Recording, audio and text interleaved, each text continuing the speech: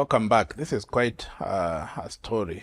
Well, I don't know to call it interesting, but there's a lot to learn. There's a lot to hear from the two ladies we have here that have worked with the Happy Life Mission for 10 years, for 12 years, and handling hundreds and hundreds of children that are going through so much. And we are hearing so much about, and this is eye-opening. There are many people who don't know what happens in this kind of an institution and what happens when these children are actually abandoned. Let me come back to Sarah and tell us how many babies have been rescued. You say 22 years now. Yeah. So how many have been rescued through the 22 years?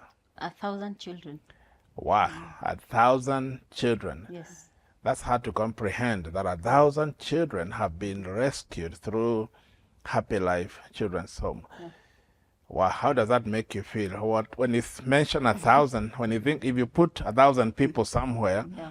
wow, that's a lot of people. What comes to mind? It's mind-boggling. That is what I would say, that people would abandon so many children. Wow. And the 1,000 children are the ones that we recorded. Because they are children that were brought at night by the police. Sometimes they just want temporary shelter. They bring them for a night and they just leave them without the letters. So Wow. there are many more that we have not even recorded. So I would say it's more than 1,000 children that Happy Life have rescued, but 1,000 are the ones that are known by the government, have gone to court, The ones on record. recorded, have documents here. 1,000. It's mind. That tells you there's a lot of abandonment of children a lot of in it. Kenya. And I've seen some of these. I mean, all of these children are actually beautiful, handsome, wonderful children. What happens to these children? I know you said some go to Juja, others, where do they go? Some are adopted. Okay. So far, we have given almost 500 children for adoption. So Wow. actually, a lot of these children have been adopted, and around 280 have been returned back to their parents. Okay. Because sometimes you think a child is abandoned, but there's actually a parent or a relatives that have their ears on the ground, they are listening. They just want you to take care of the babies for some time for them, and then when they're stable enough, they come. They come. But usually when they go back to the police, they have first to be punished. They're put in prison for like 7 months. It's a crime. Yeah, it's a crime to abandon your child. Wow. So they are put in prison for some time, and then they come back, we give them the child. So adoption. So how is that? Is it legal? How is the process? Even maybe in a nutshell, how is that? There are people who hear adoption and think, oh, you are buying a child. It's impossible. You have to have a lot of money. You have to be a millionaire. What would you tell somebody who has been thinking about adoption? Adoption is actually a legal process, and it's such a noble process because you are able to give this child a home. At Happy Life, we call it a forever home. Yeah. At least there, because institutions, as much as an institution is a necessary evil, it's something that has been there because there was nothing else that could be done, because people continue abandoning these children, and we need temporary shelter for them. Yeah. But institutions are not meant for children to stay there forever. Yeah. Because a child needs a personal touch. They need love. It should be a place of transitioning Yeah. them to family. It should be a temporary place, a place where they are transitioning into a family. Yeah. And so adoption is a legal process that is done by the government. You have to go through an adoption society that gives you the documents to fill. They give you the paperwork to fill. They will ask you for some document, like they will ask for your medical report, just to make sure that maybe you don't have a terminal illness and you're also physically fit to raise this child. They will ask maybe for your financial statements, just not to see how rich you are, just to see that you have a stable A income. bit of stability. Yeah. Yes, and you're able to feed the child. They will ask you for your good conduct, because then we do not want to give a criminal that sells children. Yeah. Yes. So you Okay. go through an adoption agency, they will give you the paperwork to fill. Then after they're done with you, they will call you for an interview. After they have vetted you and you're fit for adoption, then they will send you to us. We give Okay. you a child. So when they send you to us, what we do is we match you with a child that looks like the family. Because I know there have been a lot of questions from parents that want to know if they can come and choose a child. Yeah. But pre-selection is not allowed, because children are not things that you get from a shop. And not like tomatoes. You have to It's not like avocados that Okay. you can't come pinpointing them, Yeah, that I yeah. want this one. It is it is for the good of the child when we choose a child that looks like the family. But you allow the bonding and all Yes. that. Okay. We allow them to bond for some time. Yeah. Then after that, we give them the child. Okay. Yes. So it's doable for a normal Kenyan. It's very You don't have to doable. have a lot of money and all that. 90% of these people that have adopted are actually Kenyans. Okay. And a lot of Kenyans have picked it up. Is there. it Kenyans? People think also adoption is for those without children. Is that true? No. A lot of people are just giving these children homes. Okay. They already have their own children. Oh. Yes. Okay. I hope you are thinking of adopting some. Yeah, I might actually. All right. Yes. Mary, let's come back to Juja Farm, yeah? So how, somebody who has never been there, where do these children live? Can you tell us how they live? Do they live in a hall, or, I mean, how do they live? Okay, for Happy Life Juja Farm, our setting is different because we'd like children to live like they're in a home. So when you come to Juja, you find there 3-bedroom houses where Okay. children identify with a certain mother of that house. So they grow in a kind of a family. Though there is the big community, they meet outside or in the hall, but at least every child can identify with a certain home. This is where I belong, and this is the mother who brings me up. Okay. Yeah. Where do they go to school? Our children go to Happy Life Christian School, which is just our neighbor. Okay. And also, for those who go to high school, there is a school by the name Faith Premier High School, which has been a great school for our children, and not only for our children, but also for other children in the community. You have had so many children from different places in Kenya come to this school, children who are needy, and they have an opportunity to learn, which also requires you to support. Yeah, because when you come in, you make all the difference. And we have seen children learn, and now some are completing their high school, and we are so happy to see that there's something happening there. What I can say is that it's a mission field where So, people's lives are changed. For Happy Life Christian School and Faith Premier High School, is it only for children from Happy Life, or is open for all the other children? Okay, for the two schools, they're open to all students. So a child can come from any part of Kenya because both of the schools are boarding schools. Especially for the primary, whenever your child is in grade 6, the child can come to our school, and there they will get quality education and Christian-based education, where they learn to know, they grow to know God, and they learn also the normal school learning. And also in these schools, both Happy Life Christian School and Faith Premier, we also want our children to come out as great leaders. And also we capture, or we try to search for the talent of these children, because we know God has blessed us in many areas. So these children, you see them manifest themselves with different talent. There are those who are good in music, basketball, plus many others, and we really feels good seeing them realize what is inside of them. Wow. Yeah. Is there a child that comes to mind that really came and they were going through a lot of challenge, and then today you can tell, like a success story? A child you can mention that, this is how they came, they had gone through this, but later on, they succeeded in coming up. Okay, I would really like to say of our oldest child, the oldest child in Happy Life. Now, I may say he is an adult now. This is a boy who was taken to Kenyatta Hospital by police. He was picked from the, what do you call? The radio. Yeah, and taken to, he was hit, maybe somebody or a vehicle hit him. So by the time he was taken to Kenyatta Hospital, he was unconscious. So when he was there, he was treated and stayed here for a very long time.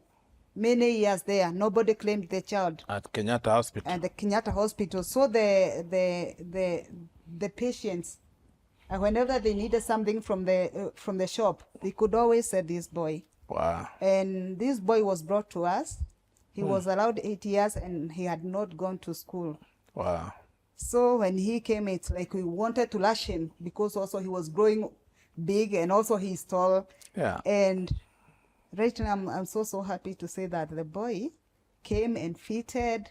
He was able to realize his dream. He's good in basketball. He's good in music. And also he's good in education. And now he's in college. I'm so happy. Wow. Yeah. Wow. Yeah. That's quite a story. Yeah, it is. Well, Sarah, do you have any that comes to mind on top of your head?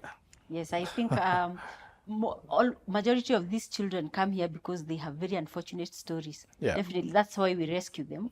So almost all of them have very heartbreaking stories. Wow. But I think I would, the one that stands in my mind would be that of Dennis. Dennis, we rescued him when he was, the mother gave birth to him and put him in a pit latrine. Wow. And so, How old? He was just born. Oh. Yeah. Actually, she gave birth in the pit latrine. Whoa. She went there, gave birth, and left the baby inside the pit latrine. Wow. And so when we rescued the baby, when the baby came to Happy Life, because when the police just rescue, they rush to the nearest children's home instead Yeah. of hospital. Yeah. So when he came, he had maggots coming out of his ears and Oh, his my. mouth. It was horrible. And we took him to hospital. Do you know how long he was in the pit latrine? He must have been there maybe for a few hours, maybe. Wow. Because the person that discovered him him in the survived. morning. Discovered him at around 6 How did the a.m. person discover this baby? He went to the pit latrine and there was baby crying inside the toilet. Oh. The Oh pit. my. Yeah. Yes. Okay. And so they rescued the baby, and when the baby came to us, even 2-3 weeks after we rescued him, we still had maggots coming from I've never seen anything like that. Wow. Now if you see Dennis, very chubby baby, he's Wow. in Juja now. How old is he? He's 6. He's 6 6 years years. old, yes. Oh my In goodness. Juja, currently in Juja.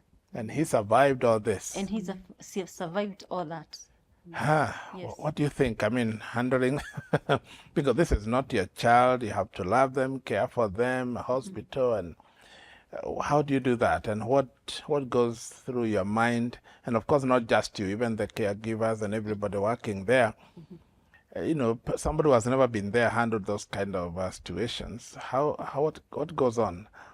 I always say that nobody ever works at Happy Life because of money. Because you cannot be able to pay, especially our caregivers, the work they do. Yeah. Because if you go to like the room that we call the infant A, where we have babies from just born, babies just a few hours old, and a mother has 18 babies in that room that are below 3 months. Wow. Babies that wake up in sequences of like every minute there's a baby waking up. So that room, people don't sleep. And so people that work at Happy Life must have a passion for their work. You cannot just work there because you want to be paid. Yeah. Actually, we have seen people over the years, anybody that comes there and starts talking about, kwani mnanilipa pesa ngapi, they don't even stay there for 1 year. Because that cannot be your motivation when you're working there. Yeah. And God has blessed us with very good women there Wow. that are willing to go far and beyond of what they are expected to do. Because here you can't even work we have no working schedule. Yeah. Yeah. Because even us, sometimes you might be leaving the office at 6, and then there's an emergency of a baby that has been rescued in a ditch. You didn't say, now it's my time to go home. To go, yeah. You have to come back and You deal can't with the shut the crisis. door and no, go. you cannot do that. It's 24/7. It's 24 hours we are working with the babies. Wow. Yes. Wow. Mary, do you have maybe one more story that you'd think that a child that really went through so much and they have survived? Okay, there's a boy who was brought to us. His name is Oscar. When he came, he found us, myself and other ladies, sitting somewhere. And he came, and the person who brought him introduced him to us. Yeah. Of course, he came from Happy Life, but he never stayed there for long. Yeah. I think he came during the night, and in the morning, he was brought to us. So when he came, the boy was so traumatized. And it's like, he started saying about the children and a lot of fear. And we wondered, it's like there is a story here. So the mothers, there is something I would like to say, like what Sarah has said. We have great people. Those mothers, they love those children in such a big way, and a great sacrifice they do. So when they realized, as we were talking, that the boy has issues, they flooded him with love. All Wow. of them, hey, we love you. Hey, you have come to a good place, and all those things. Wow. And it's like the boy started talking about what he went through. You know, my mother beat me up. Kuuma na meno. Kwa mgogo kila pahali. Wow. And it's like, what did you do? Why did she do that? And it's like, she left me with a baby. By then he was around 4. She left me with a baby, and I did not take good care of the baby. That's why she beat me. The biting of the teeth and the hitting. He was really spanked. Wow. And the boy was so traumatized, and that took a very long time for that boy to heal. Wow. And there are times we call even counselors, because for some cases they are extreme. And the greatest joy is to see that this boy healed. And now, I don't think even he realizes the stories he gave that day. Wow. He's a happy boy, doing music, involved in many games, Wow. doing well in class. It's such a great joy. Wow. Yeah. Wow. Yeah. What a story. Wow, these children go through so much. It's hard to believe that age, you know, just born, thrown away, 2 years, 3 years, 4 years. It's very hard. But I think, I believe these children have a destiny. And we can't wait to see in the years to come how they'll turn. Maybe Sarah can share with us one more as we are almost winding up.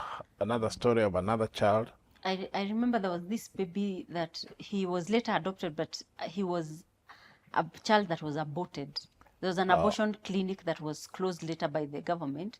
We actually used, before we realized it was an abortion clinic, we had rescued like 10 children from there, and we always wondered why the children looked very premature. And so there's this one baby called John Mark. We named him John Mark. Of course, he was adopted and called another name. But the mother aborted him at 7 months, and he survived. And he was like 1.9 kgs. Wow. And I remember that baby when we came, we didn't have the hospital then. The nurse told me to do kangaroo. Like I would put him, he was so tiny like this, I would put him I would work with him in the office, put him under my clothes for like 2 months for him to add weight and for him to survive. Wow. And within like 5 months of doing that, the baby was chubby like this. And so it really encourages you to keep on going, and even to rescue the ones. Because I also remember there was, Niger is a big story. When we rescued Niger, I remember he was bones. Because the mother was a drunkard and she would breastfeed. And there was nothing coming. It was just alcohol and alcohol. And I remember when I saw him, I had refused to pick him. Wow. But now, over the years, when you see what Niger has become, just thank God that you decided to just risk it and rescue the baby. Wow. Yes. When you say he was bones, it means he was He was like 1.4 kgs, and he was almost 9 months old. 9 months, And 1.4 kgs, yeah. Oh my goodness. That was very malnourished, almost next to dead. Because 9 months should be about 10 kgs. Oh my goodness. Wow. Yeah. So these children go through, as we come to the close, when you see, you know, these children being abandoned, and all of them come through your hands, you know, hundreds and hundreds of children, you know, what comes to mind? What do you tell our people? Because they are the people, you know, out there who are leaving these children. Of course, these women, they are not alone. They are men who first maybe abandoned the mother, and now the mother abandons the child. Mary, what did you tell them? And maybe also there could be children who are listening who are also going through suffering, pain, who have been rejected or molested. What did you tell people who are really suffering and in pain? Okay, what I would really like to say is that there is hope, especially for the children, because I understand what they feel. You try to imagine what their mind is processing, and especially in our center, that is in Juja Farm, where the children, they know themselves. They are starting to know that they were not meant to be in a children's home. Yeah. So they were supposed to be in a normal family, and they ask themselves a lot of questions, plus other children in the community who face so many challenges. Like when we went to Juja, There were so many children traumatized there in the community who came to school. And so we know that even children who are with parents outside there, and some without, some suffer the same things, maybe, which the children in the home are suffering. But what I would like to say, there is hope. Even after a tree is cut, there is a chance for it to come up. Yeah. There is a great future for you as a child. Yeah, like what I have said, that those who are in happy life, I have seen them, even those who are traumatized, and now they are big people. They have self-confidence, and there's a great hope that they are making it in their lives. So even for you out there, no, there is hope. Even others who are listening to me and in children's home, there is hope for you. Just keep your focus on God, and also know you can come out of that situation. It's not permanent. And for the parents or the people in the community who choose to abandon, like Sarah said, it's so selfish.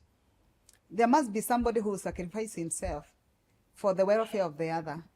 There's somebody who sacrificed his or her life for you to be the way you are. And yet you cannot sacrifice yourself for this baby. So please, I would like to ask the community, let's take responsibility. I know responsibility, you cannot only take it when things are good.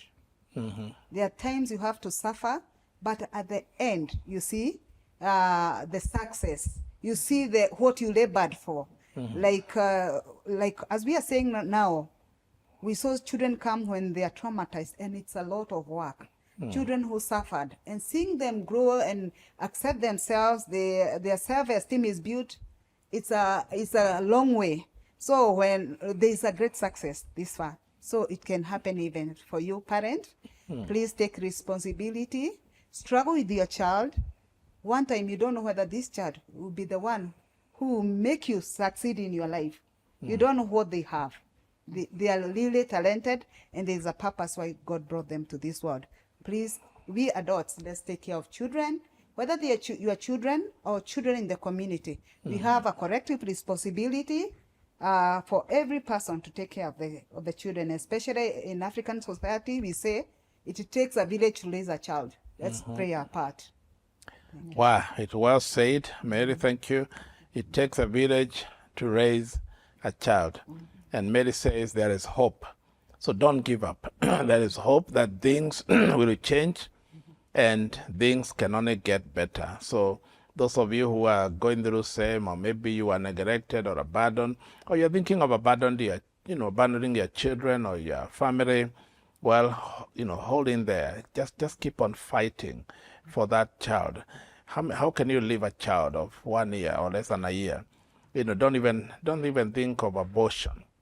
The child you're carrying is innocent.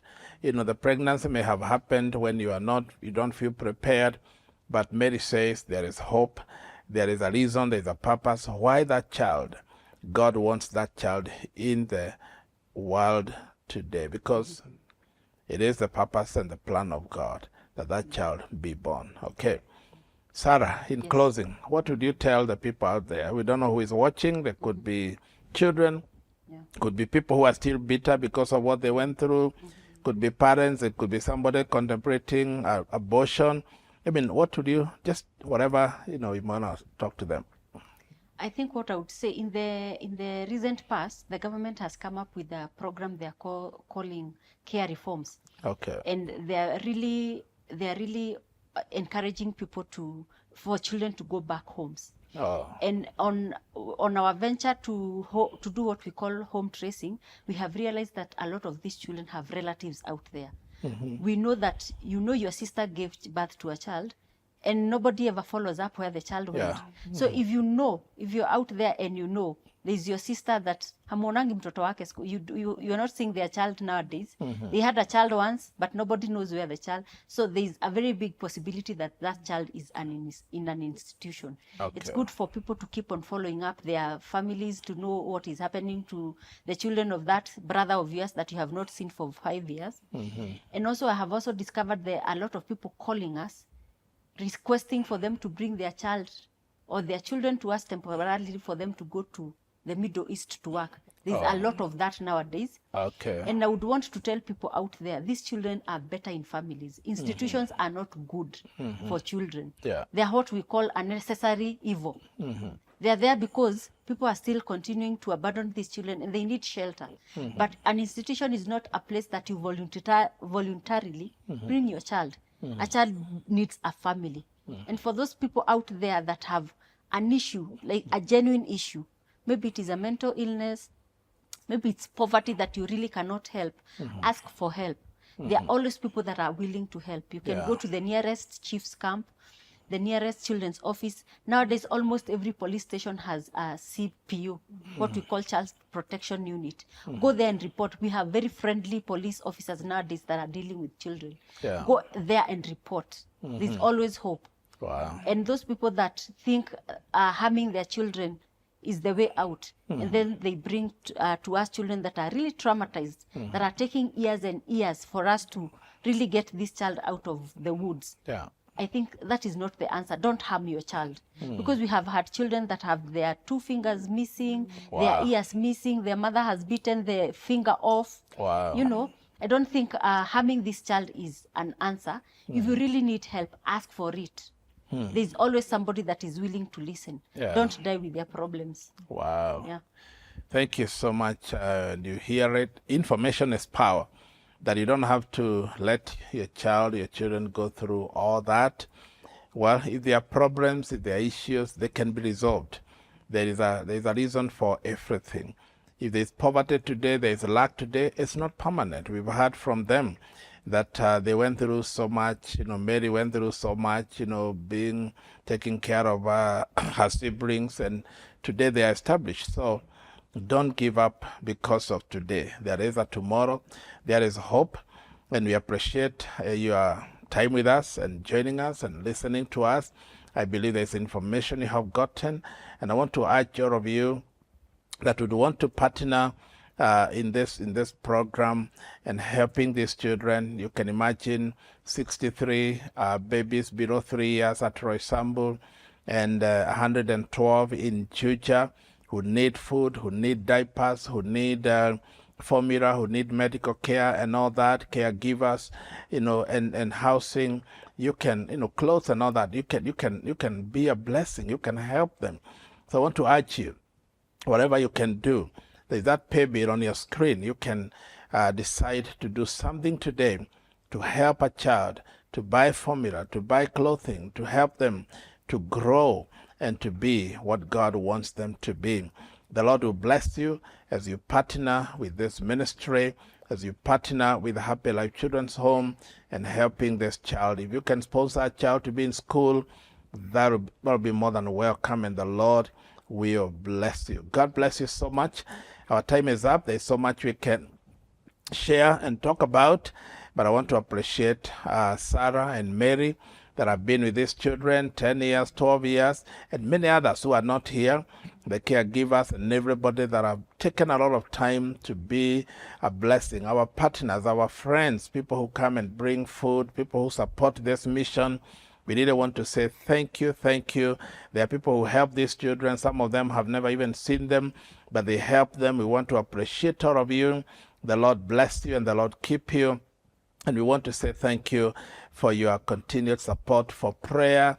These children need a lot of prayer. They need a lot of help and support, and God will bless you. Thank you so much, and we appreciate your time with us, and continue supporting. If you can sponsor a child, per month, those of you who are not in Kenya, you can sponsor a child for $40 a month.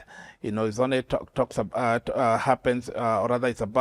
it's only, if you talk about in terms of dollars, it's only $40 a month. Of course, it doesn't take care of all the needs, but it takes care of the basics for the food and formula and the basic. And then for education, you can also, sponsor a child to be in school, which costs about $120 per every 3 months, and you can multiply that by 3 because we have 3 terms in a year, and you can sponsor a child again with about $3,000 to be in school, and God will bless you. That is per year.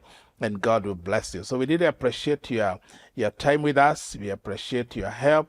We appreciate all that God is doing through your life. So Sarah and Mary, thank you so much. God bless you. Thank you for your time. Thank you for loving these children.